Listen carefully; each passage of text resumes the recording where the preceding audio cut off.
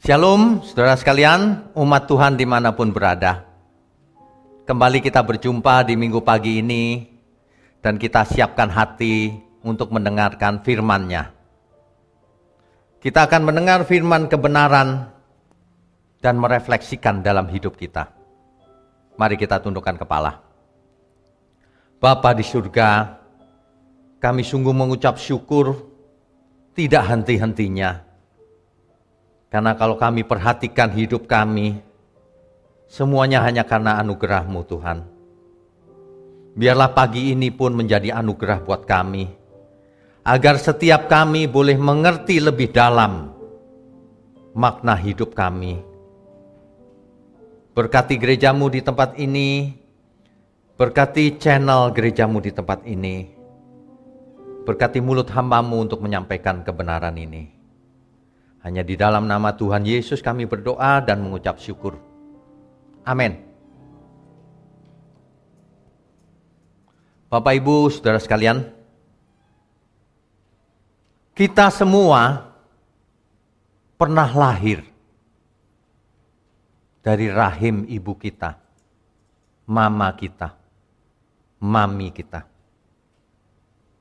Tentu sekarang kita semua berbeda-beda, ada yang masih remaja, pemuda, yang dewasa, bahkan ada yang sudah tua. Tetapi kita perlu ingat proses kita sejak lahir sampai hari ini. Sekali-sekali kita mesti merenungkan fakta yang sudah berlalu, agar kita bisa menyongsong masa depan dengan lebih benar. Sebab kita bisa belajar banyak dari masa lalu kita. Baik itu kesalahan yang kita perbuat maupun langkah-langkah yang tepat. Ketika kita lahir, kita tidak bisa apa-apa. Bahkan ketika mata kita terbuka pun, kita belum bisa melihat loh Bapak Ibu. Tentu saudara tidak ingat. Tapi kalau kita perhatikan bayi baru lahir, matanya memang terbuka, tetapi sebenarnya belum bisa melihat apa-apa di hari-hari pertama itu.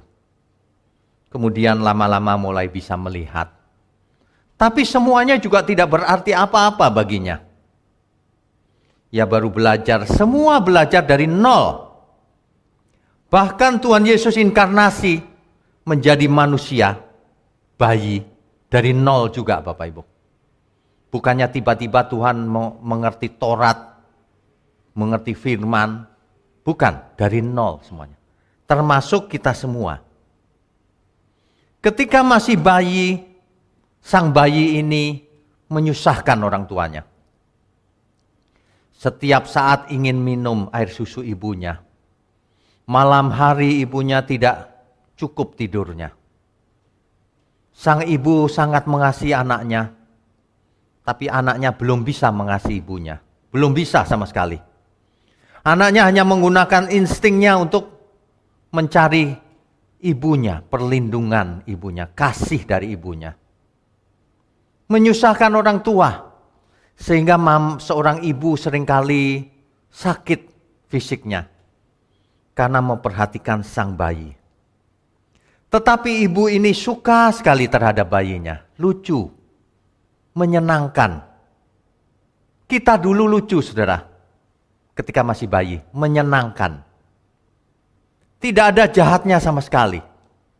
Gak tahu kalau hari ini saudara bisa menjadi jahat. Bisa menjadi tidak menyenangkan. Kita perlu merenungkan dulu kita menyenangkan. Lucu masih bayi, meskipun menyusahkan orang tuanya. Yang dibutuhkan seorang bayi hanyalah kasih dari orang tuanya, khususnya mamanya. Pelukannya, gendongannya. Terutama air susu ibunya. Sang bayi merasa aman di pelukan sang ibu. Kasih ibu begitu luar biasa. Dan ini sebenarnya mengajarkan kepada kita bahwa sebenarnya cinta kasih manusia itu, rancangan Tuhan itu luar biasa. Baik orang yang percaya maupun yang tidak percaya sama, seorang ibu memiliki naluri mengasihi bayinya. Sang bayi belum mengerti kasih Tuhan. Orang tua ada dua macam. Orang tua yang mengenal Tuhan akan mendidik anaknya di dalam Tuhan. Orang tua yang belum mengenal Tuhan akan mendidik anaknya sebaik-baiknya yang ia tahu. Bayangkan betapa cintanya orang tua pada sang anak. Akan berusaha mengajar dengan kebaikan yang dia mengerti semaksimal mungkin. Sehingga sang bayi ini dari waktu ke waktu mulai membesar, mulai panjang ya. Karena belum bisa tinggi kan, tidur terus jadi mulai memanjang. Sampai akhirnya sang bayi ini sampai pada tahapan balita. Sang balita mulai mengenal orang tuanya lebih baik dari sebelumnya. Ia senang bermain dan belajar. Polos, tulus, mulai sekolah. Sekolah pun ia menyenangkan, lucu bagi gurunya. Ya begitu tulus gitu. Kadang-kadang ia teriak, "Bu guru, saya mau bicara." Tulus. Mengapa ya orang dengan berjalannya umur makin tua, ketulusannya makin hilang, makin tidak lucu. Sebagian besar malah jahat, mengerikan. Makanya kita perlu membayangkan dulu bayi, kemudian balita, mulai sekolah, membutuhkan biaya, orang tuanya lagi yang harus mengeluarkan biaya, bekerja keras. Sang orang tua tidak pernah hitungan loh sama anak. Gak ada orang tua yang hitung-hitungan sama anak. Hendaknya ini diingat terus oleh sang anak sampai ia mati. Harusnya ya. Kemudian berkembang terus menjadi remaja. Ia mulai bergaul dengan teman-temannya. Ia mulai bandel. Berani melawan orang tuanya. Ia belum mengerti apa yang ia perbuat. Ia berani ngata-ngatain orang tuanya. "Mama cerewet. Papa tidak mengasihi aku. Pergi terus, bekerja terus," katanya. Mulai komplain dia terhadap orang tuanya. Ia lebih suka mendengar kata-kata teman-temannya. Sang orang tua mulai kehilangan. Kalau dahulu bayi dan balita selalu mencari orang tuanya. Ketika remaja mulai tidak mau dekat-dekat orang tuanya. Pada umumnya demikian. Kemudian menjadi pemuda-pemudi, apalagi mulai nggak mau diajak pergi sama orang tuanya. Karena mulai mempunyai acara sendiri dengan temannya. Apalagi kalau sudah mulai pacaran. Yang dipikirkan hanya pacarnya terus. Padahal ya belum bisa makan sendiri aja belum bisa. Sebenarnya ia sedang mencari jati diri, siapa dirinya. Ia sedang mencari siapa dirinya. Ia sedang membentuk pribadinya. Inilah masa-masa yang rawan.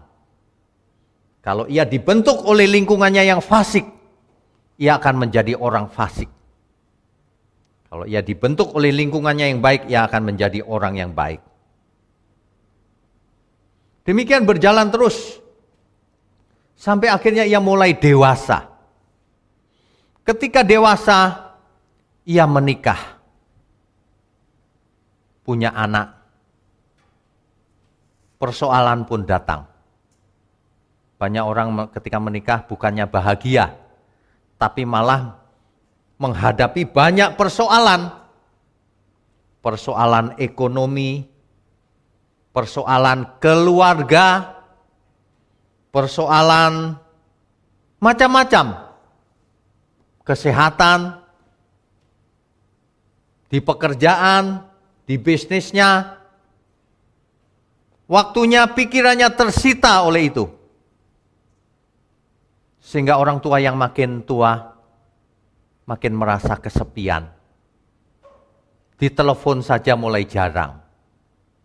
Ya, ini menyedihkan loh. Ini pola yang umum, saudara sekalian. Tentu ada beberapa pola yang berbeda satu sama lain.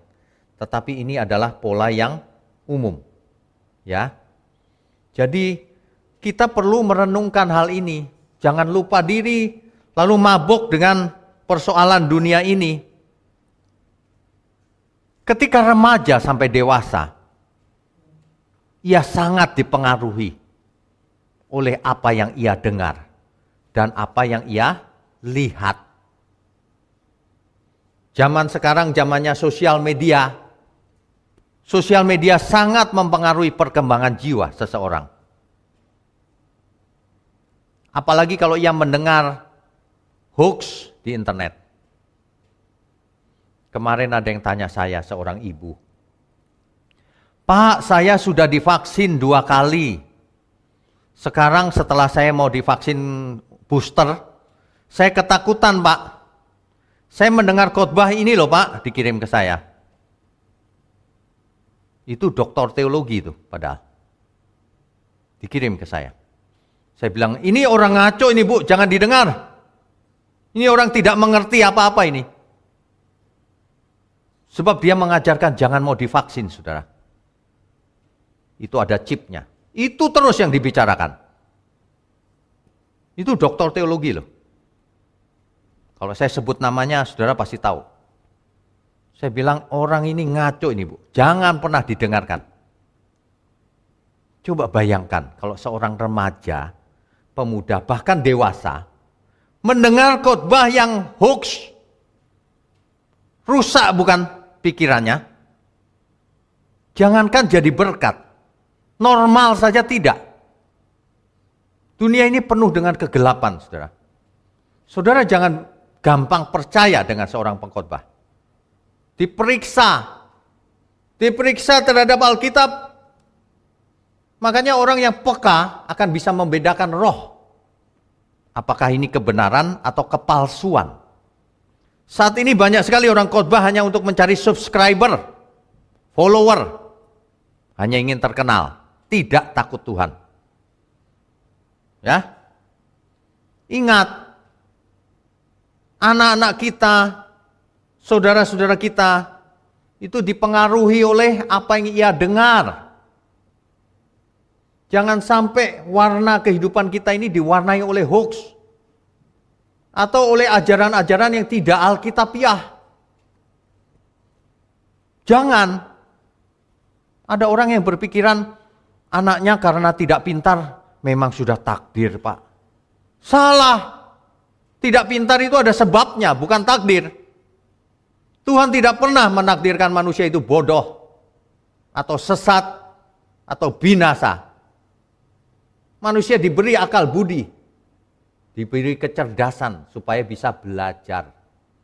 Itulah sebabnya Tuhan menyediakan sarana-sarana. Dalam kasus tertentu Tuhan intervensi dalam hidup seseorang, menunjukkan suatu mujizat agar manusianya sadar, lalu mencari Tuhan. Begitu, jangan menyerah, saudara. Ada amin ya semua ya. Masa depan belum terjadi. Masa depan tergantung respon kita terhadap anugerah Tuhan. Tuhan menyertai kita supaya kita meresponi anugerahnya. Supaya kita mengarahkan diri kita ke depan.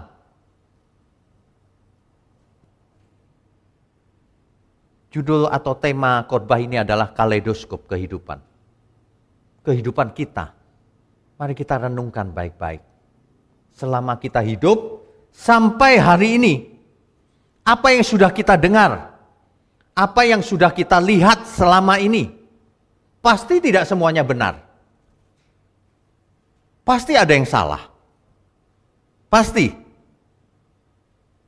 Dewasa ini, kalau umur sudah dewasa, akhirnya akan menjadi tua, sudah pasti. Tidak ada orang yang tidak menjadi tua. Yang masalah adalah orang ketika muda tidak belajar, sehingga ketika usia tua datang, ia belum berubah. Sudah agak terlambat sebenarnya. Sebab untuk berubah itu perlu waktu lama, perlu kerja keras, perlu praktek. Jangan menunggu sudah tua. Kalau sudah tua itu biasanya banyak persoalan, saudara. Persoalan ekonomi ketika seseorang pensiun dari pekerjaannya, ekonominya masalah. Biasa terima gaji, lalu tidak terima gaji. Anak-anak sudah besar, tapi tidak sayang orang tua. Masalah loh, tragis ini ya. Ini banyak terjadi. Itulah kalau orang-orang tidak takut Tuhan. Jadi anak tidak sayang orang tua. Jangan bicara soal kebenaran atau Tuhan. Kalau seorang anak tidak sayang orang tuanya, dia pasti tidak sayang Tuhan. Pasti dia cari Tuhan hanya untuk mencari berkatnya. Itu bukan cinta Tuhan. Itu cinta diri sendiri sebenarnya. Kalau sudah tua biasanya kesepian. Sudah tinggal berdua lagi seperti dahulu. Anak-anak sudah besar, sudah pindah keluar kota, sudah menikah, hidup sendiri. Ada anak-anak yang hidupnya ngumpul dengan orang tua. Mestinya tidak kesepian lagi. Tetapi persoalannya diganti. Mertua dengan menantu ribut. Manusia itu suka cari masalah memang. Menantu perempuan biasanya ribut dengan mertua perempuan. Ini persoalan klasik ini. Seumur hidup manusia nggak bisa damai. Tidak mengerti kebenaran. Ribut. Yang dipersoalkan hal kecil-kecil pasti. Aneh-aneh manusia ini. Makanya ya, kita harus belajar sedini mungkin kebenaran. Nanti orang tua menyediakan makanan untuk anaknya, istrinya marah, itu kan bagianku. Aneh ya. Ya kalau orang tua menyediakan makanan, ya terima kasih, aku mengerjakan yang lain. Manusia itu memang aneh. Anak cinta sama orang tuanya nggak boleh. Cemburu istrinya. Itu aneh sekali. Orang-orang yang tidak mengerti kebenaran itu memang aneh. Hidupnya meleset, melenceng. Dalam istilah Alkitab, hamartia, hamartano, dosa. Mestinya dia berpikiran begini, tapi dia berpikiran meleset. Ini yang menyebabkan dunia banyak masalah. Termasuk perang dan sebagainya. Itu masalahnya ada di otaknya manusia. Ya. Kalau kita mengenang perjalanan hidup kita, pasti ada masalah, ada suka, ada duka. Mungkin kebanyakan malah duka. Kesulitan. Apalagi kalau sudah tua, punya persoalan kesehatan. Kesehatan ini memang masalah loh. Manusia boleh berusaha hidup sehat, dengan olahraga, menjaga makanan, minuman. Ya bisa sih mengulur umur. Tidak banyak, 10 tahun, 20 tahun paling. Lebih sehat ya. Tapi kalau sudah sakit, kita bingung juga loh solusinya apa. Mertua saya yang di kampung lagi sakit parah. Dan dia telepon sama istri saya beberapa hari yang lalu. Mungkin papa sudah tidak lama lagi. Mungkin sudah berasa mungkin ya. Tapi puji Tuhan, dahulu ia sembahyang itu loh. Yang patung-patung dan sebagainya itu. Di saat-saat terakhir begini dia tanya. Minta didoakan kepada Tuhan Yesus. Dia mau sembahyang lagi, dia tanya kepada gembala yang di sana. Tuhan marah nggak ya kalau aku sembahyang? Ada banyak orang tidak mengerti. Kalau tidak mengerti masih lumayan. Ini banyak yang sudah mengerti firman, tapi kejahatan jalan terus. Nafsu angkara dilampiaskan terus. Licik, mabok dia. Kesetanan, itu aneh namanya. Kalau orang tidak kenal Tuhan ya kita masih mengerti. Malahan banyak orang tidak mengenal Tuhan aja baik moralnya. Jangan bicara keselamatan bukan karena moral baik. Memang, tapi kalau kau tidak baik, kau tidak selamat. Artinya kau menghina Tuhan. Dianugerahi tapi tidak mau hidup benar. Ya. Kalau orang sudah tua biasanya dia melihat cucu happy gitu ya. Tapi kalau sudah tua itu biasanya merasa benar, sudah tidak bisa dinasihati. Kaku. Ini yang membinasakan. Masih muda belajar, maunya sendiri, bandel, udah tua kaku. Belum benar sudah kaku. Ini masalah. Kaleidoskop manusia pada umumnya seperti itu, saudara. Dan akhirnya tinggal menunggu pembaringan terakhir. Mati. Kalau kehidupan hanya seperti ini, ya, itu tragis. Nggak menyenangkan. Senang Pak, kaya. Apa yang bisa dinikmati dengan kekayaanmu itu? Cuma sebentar. Paling 10 tahun, 20 tahun, habis itu sakit, tua. Amin ya. Saya menulis di sosial media tentang kenangan masa lalu. Terkadang kita mengenang orang-orang yang pernah bersama kita, tetapi sekarang sudah tidak ada lagi. Orang-orang yang sudah berumur pasti mengalami hal itu. Entah itu orang tua kita yang kita cintai, entah itu pasangan hidup kita, bahkan ada yang anak lebih dahulu mendahului. Entah itu teman-teman kita, sahabat kita, teman sepelayanan. Dulu ada di sini pemain keyboard kita, Nathan ya, sudah dipanggil pulang Tuhan lebih dulu. Kenangan masa lalu ini terkadang menyedihkan. Kemarin saya melayani tutup peti ya, dan kremasi. Anak yang ditinggal mamanya ini begitu sedih luar biasa. Saya bisa membayangkan sih hal itu. Sebab saya juga pernah mengalami. Semua kita akan pernah mengalami atau akan mengalami. Ya. Air mata pun sudah kering. Saking sedihnya. Tetapi mereka tidak akan pernah kembali lagi. Orang-orang yang kita kasih itu hanya menjadi kenangan masa lalu. Makamnya pun sudah terlihat tua. Tidak ada yang dapat kita lakukan untuk mengubah apa yang telah berlalu. Tetapi saudara, masa depan belum terjadi. Itu ingat, masa depan belum terjadi. Sehingga kita dapat melakukan banyak hal yang belum kita lakukan menuju masa depan.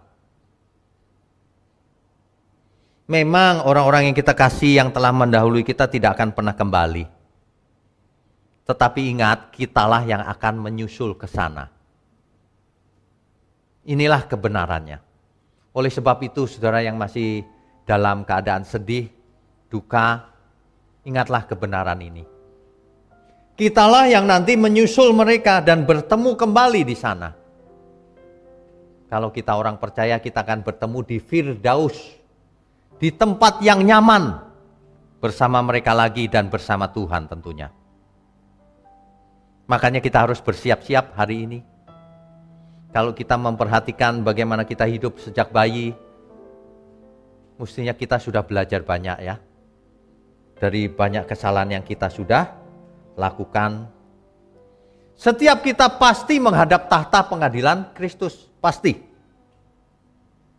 Jangan hidup seperti orang yang mabok. Banyak orang hidup seperti tidak berakal budi. Seperti orang yang tidak merindukan surga.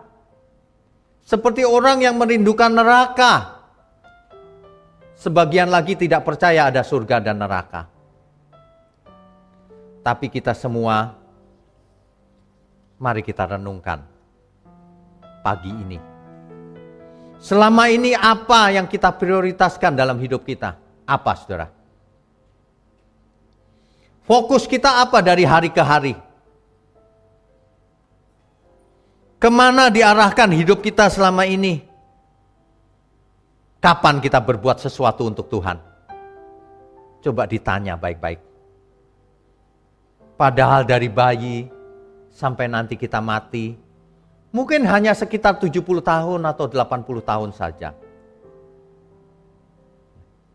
Kalau kita menjaga kesehatan dengan serius mungkin sampai 90 tahun. Kalau saya mohon sama Tuhan sampai 90 tahun. Sebab saya mau bekerja untuk Tuhan.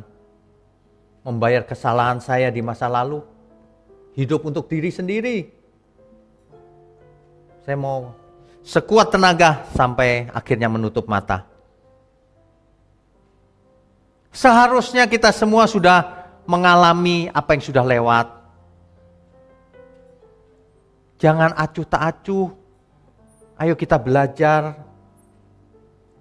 Mari kita belajar. Kita baca Pengkhotbah. Pengkhotbah pasalnya yang ke-12 ayat 1 sampai 2. Ingatlah akan penciptamu pada masa mudamu, sebelum tiba hari-hari yang malang dan mendekat tahun-tahun yang kau katakan, tidak ada kesenangan bagiku di dalamnya. Sebelum matahari dan terang, bulan dan bintang-bintang menjadi gelap, dan awan-awan datang kembali sesudah hujan.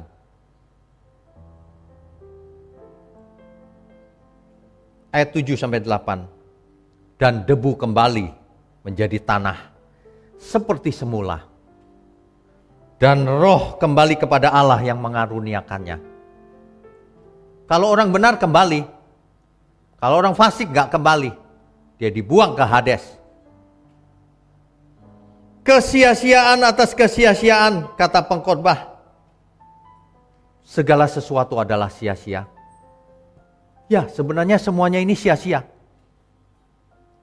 Jika tidak kita persembahkan untuk Tuhan. Makanya dengan apa kita mendidik anak-anak kita? Dengan apa kita dididik selama ini sampai kita dewasa ini? Dengan apa?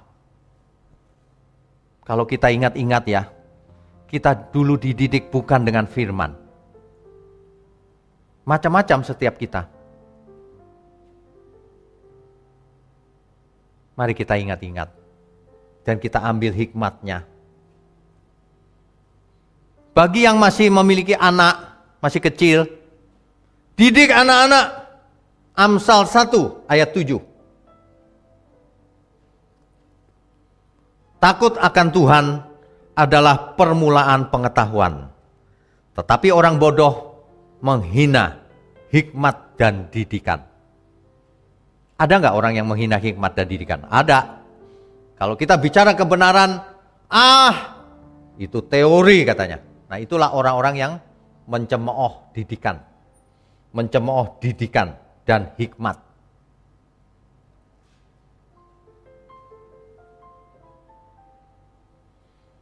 Bapak Ibu sekalian, sebenarnya Alkitab sudah memberikan satu pedoman.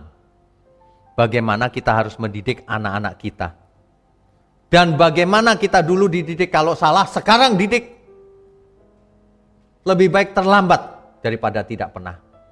Better late than never.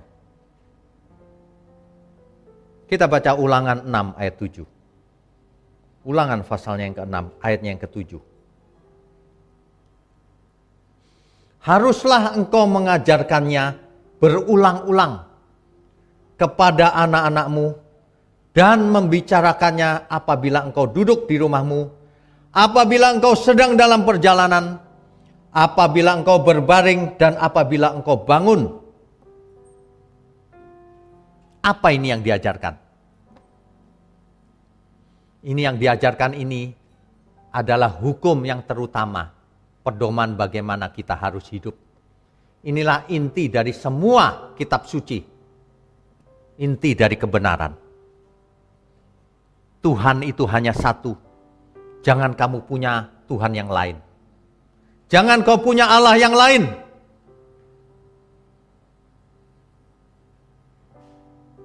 Dia hanya satu. Tuhan kita hanya satu, Tuhan Yesus. Tidak ada Tuhan yang lain. Ajarkan itu berulang-ulang kepada anakmu. Ketika anakmu itu masih balita, remaja, pemuda, dewasa, bahkan ajari dirimu sendiri sekarang. Siapa Tuhanmu? Tuhan Yesus, Pak. Dengan mulut. Dengan perbuatan atau tidak? Ada buktinya atau tidak? Ayat 8-nya jelas. Haruslah juga engkau mengikatkannya sebagai tanda pada tanganmu dan haruslah menjadi lambang di dahimu. Itu bukan chip atau barcode. Belajar, saudara. Itu maksudnya pikirkan kebenaran, taruh di dahimu selalu. Taruh di tanganmu, kerjakan.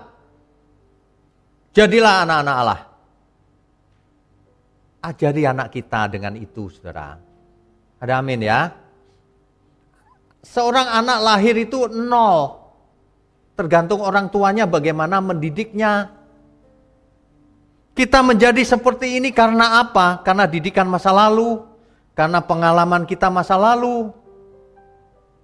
Makanya kita jadi seperti ini. Mari kita didik anak-anak kita dalam kebenaran. Kapan mendidiknya? Baik di gereja, di rumah, di kantor. Baik ia mau tidur, mau makan, berdiri, sedang duduk, berulang-ulang, kata Alkitab. Ingat ya. Anak saya yang masih kecil itu, waduh. Kalau tanya sama mamanya, itu orang S1 teologi belum tentu bisa jawab. Saya heran kenapa bisa tanya begitu ya. Tuhan itu datangnya dari mana, Pak? Pak, Ma. Dari Bapa di surga. Mamanya siapa? Pertanyaannya berat-berat loh. Itu pertanyaan teologi itu. Kalau malam sering tanya begitu. Waduh. Bapak Ibu ajari anak Bapak Ibu, bukan teologi maksudnya. Arahkan dia untuk mengerti bahwa kita itu ciptaan. Bahwa Tuhan itu mengasihi kita. Ingin kita itu jadi orang benar, jadi anak Allah. Jangan bandel. Belajar kebenaran, mengasihi orang tua, mengasihi sesama. Mengasihi bahkan orang yang tidak kenal. Kalau di jalanan kita lihat ada orang susah gitu ya, aduh Tuhan. Gitu. Jadilah manusia yang normal di mata Tuhan. Jangan abnormal. Banyak manusia hari ini sudah jadi manusia abnormal. Tidak punya nurani. Itu menyedihkan Tuhan itu. Ingat ya, tidak ada kata terlambat. Mulai sekarang, didik anakmu. Didik dirimu sendiri yang dulu salah didik. Apa yang selama ini kita sudah lakukan? Apa coba? Dulu kita didik anak kita dengan apa? Dengan kebaikan bukan? Sekarang harus dengan kebenaran. Ingatlah penciptamu pada waktu engkau muda. Ya, belajarlah kebenaran selagi masih ada waktu. Anak kita itu dididik oleh apa? Pendidikan orang tuanya. Contoh dari kelakuan orang tuanya. Kalau orang tuanya kasar, anaknya pasti kasar. Kalau orang tuanya tidak cinta Tuhan, biasanya anaknya tidak cinta Tuhan. Anak itu melihat orang tuanya. Bagaimana orang tuanya beribadah kepada Tuhan. Kasih contoh yang benar. Sebagian lagi terseret oleh tradisi. Sebagian lagi terseret oleh pergaulan. Saya sudah melihat anak-anak yang dididik dalam kebenaran etika biasa. Nanti ketika ia dewasa, ia terseret oleh pergaulan bebas, rapuh. Oleh sebab itu didik anak-anak dalam kebenaran firman. Supaya ia takut sejak awal. Takut akan Tuhan. Dan ia tahu bahwa Roh Kudus menyertainya. Ada Roh Kudus dalam diriku, aku gak mau ngomong sembarangan. Hal-hal sederhana seperti itu harus diajarkan sejak dini. Saudara juga begitu, kalau sudah selama ini salah, ya setiap kita pernah buat salah. Jangan tetap salah. Setiap kita mungkin pernah dididik secara salah juga mungkin. Ya tapi jangan diteruskan, ambil langkah nyata hari ini. Ya, ambil langkah nyata. Kalau dulu sudah salah, ya sekarang jangan salah terus. Mari kita bertobat Bapak Ibu.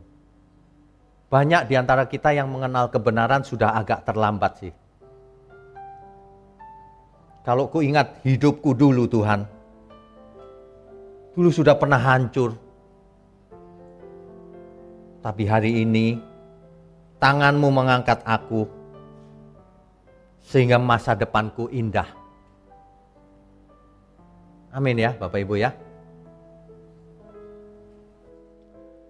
Hidupku dulu bagai bejana, nyata telah hancur, tiada berarti lagi kehidupanku.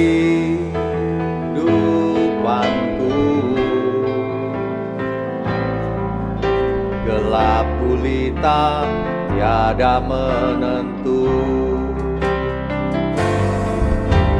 namun tangan-Mu mengangkat aku, membentukku lagi jadi bejana baru masa depanku. Indah terancang dalam tangan-Mu. Selamanya ku ingat kebaikan-Mu yang telah Kau berikan pada diriku. Sekarang apa ku buat bagi-Mu Tuhan, sampai akhir hayatku dengan segenap hatiku melayani.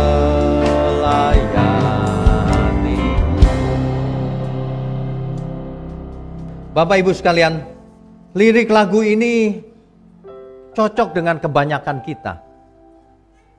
Hidupku dulu seperti bejana, nyata telah hancur, gak ada artinya. Gelap gulita, tidak menentu. Siapapun kita, kelihatannya terang, kelihatannya sukses, tapi tidak mengerti kebenaran. Seandainya mati, ditolak Tuhan. Tapi puji syukur kepada Tuhan. Kalau hari ini saudara mendengar firman ini, artinya tangan-Mu, tangan Tuhan mengangkat kita semua. Membentuk kita menjadi bejana baru. Jangan menjadi bejana yang rusak. Tuhan mau kita semua menjadi bejana yang baru. Sehingga masa depan kita masa depan yang penuh harapan. Indah di tangan Tuhan. Amin ya. Oleh sebab itu mari kita ingat-ingat terus kebaikan Tuhan. Bayangkan, Ia mati untuk kita. Apapun dosa kita di masa lalu, lupakan saudara. Tuhan sudah lupakan. Tapi jangan diulang lagi. Yang kedua, Allah memberikan rohnya, roh Allah, roh kudus. Tinggal dalam diri kita, menyertai kita. Menghibur dikala kita sedih, menguatkan dikala kita lemah. memimpin kita kepada seluruh kebenaran. Dan kita diberi firman-Nya, firman kebenaran, Alkitab. Belajarlah firman. Hanya itulah yang bisa mengubah pola mindset saudara sekalian. Mengubah kodrat saudara menjadi kodrat duniawi menjadi berkodrat ilahi. Dan luar biasanya Allah turut bekerja dalam segala hal untuk mendatangkan kebaikan bagi kita semua. Kebaikan apa itu? Sukses dunia? Bukan. Kebaikan bahwa kita mengerti kehendak Tuhan. Tahu kehendak Tuhan. Yang baik, yang berkenan, dan yang sempurna bagi Tuhan. Amin ya saudara. Jangan sampai kenangan masa lalu kita tinggal kenangan. Jangan sampai nanti kita sampai di balik kubur, kita memiliki kenangan yang buruk. Dahulu Tuhan Yesus mengisahkan ada seorang kaya yang masih mengenang masa lalunya, tapi sudah tidak bisa berbuat apa-apa. Ia ingat saudaranya yang di bumi. Ia mau saudaranya jangan sampai celaka seperti dirinya. Tapi sudah terlambat. Lazarus ada di pangkuan Abraham. Itulah kenangan masa lalu di alam maut. Marilah kita memiliki kenangan masa lalu di Firdaus yang indah bersama Tuhan. Memandang kejadian di dunia masa lalu kita penuh dengan anugerah Tuhan. Belajarlah saudara. Makanya ya, mari kita hayati sekali lagi lagu ini saudara. Ya. Hidupku dulu bagai bejana, nyata telah hancur, tiada berarti lagi kehidupanku. Gelap gulita tiada menentu, namun tanganmu mengangkat aku, membentukku lagi jadi bejana baru. Masa depanku indah terancang dalam tanganmu. Selamanya ku ingat kebaikanmu yang telah kau berikan pada diriku. Sekarang apa ku buat bagimu Tuhan, sampai akhir hayatku dengan segenap hatiku melayanimu.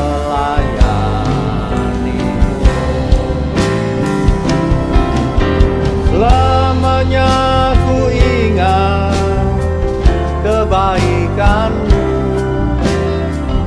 yang telah kau berikan pada diriku. Sekarang apa ku buat bagimu Tuhan, sampai akhir hayatku dengan segenap hatiku melayanimu.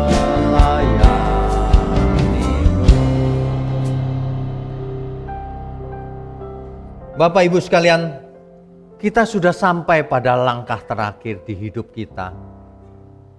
Terutama bagi Bapak Ibu yang umurnya sudah 50 tahun ke atas. Saya ingatkan yang 30 tahun pun bisa mati mendadak. Sebaiknya ini kita anggap sebagai peringatan terakhir, langkah terakhir. Mari kita ingat kebaikan Tuhan, bukan cuma ingat di pikiran, dalam segala perbuatan kita. Segenap hati kita, segenap hidup kita melayani Dia. Amin saudara. Amin ya. Amin. Bapak Ibu, saudara sekalian, jemaat Tuhan dimanapun berada. Hari-hari ini STT kita sudah menerima mahasiswa baru, ya, dan kita sudah sediakan laptop, tetapi masih ada kebutuhan tambahan. Kita masih membutuhkan 80 laptop lagi untuk para mahasiswa supaya bisa kuliah. Saudara perlu tahu mahasiswa-mahasiswa ini berasal dari seluruh daerah di Indonesia. Kita sekolahkan dengan beasiswa, perlu dana banyak, dan sekarang lagi memerlukan laptop. Kita sudah berhasil mengumpulkan 40 laptop. Yang 40 lagi saya harap saudara ikutan ya. Tapi kalau saudara sedang pas-pasan ya nggak usah ikut, nggak apa-apa. Ini ya untuk yang masih punya berkat untuk dibagikan. 40 laptop lagi saudara. Mari kita partisipasi. Saya pasti akan berpartisipasi juga, pasti. Saya cuma ajak saudara juga mau ikut. Mari kita ingat kebaikan Tuhan yang tidak terbayar oleh apapun. Mari kita arahkan hidup kita menjadi berkat. Kalau saudara ingin menyalurkan langsung ke yang membutuhkan di sekeliling saudara, silakan.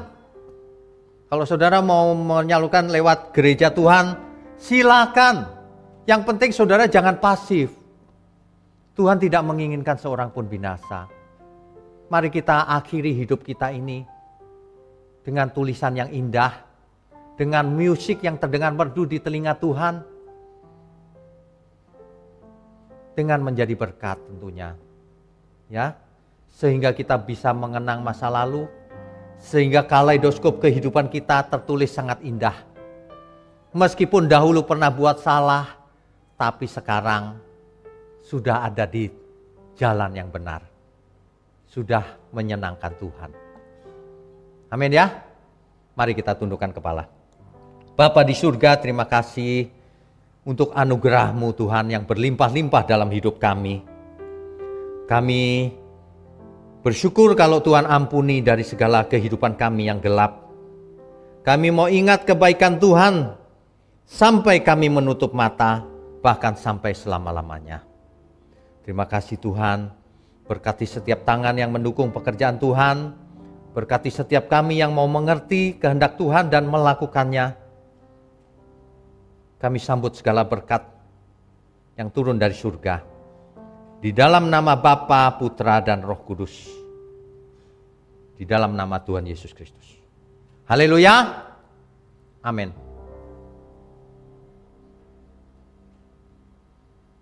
Saudara sekalian, bicara soal kebenaran, setiap orang merasa benar.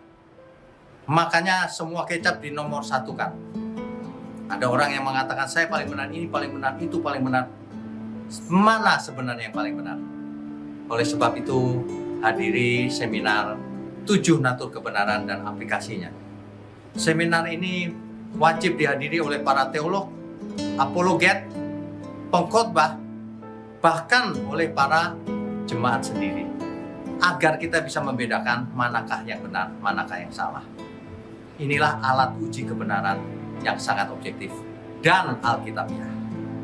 Pastikan saudara ikut dan ajak seluruh saudara dan sahabat-sahabat. Bapak-bapak dan ibu-ibu yang terkasih dimanapun berada, yuk kita belajar pelajaran Alkitab bersama secara online setiap hari Rabu jam 7 malam bersama pendeta Bapak Wignyo Tanto secara online, bisa melalui Zoom. Tetapi kita harus mendaftarkan dulu ke nomor berikut ini. Selamat bergabung dan Tuhan Yesus memberkati.